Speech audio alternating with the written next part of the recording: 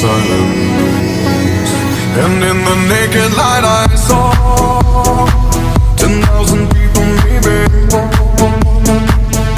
People talking without speaking, people hearing without listening, people writing songs that voices never share, and no one dared disturb the sound of silence.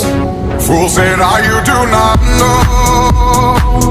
Silence like a cancer grows. Hear my words and I might teach you. Lay my arms and I might reach you.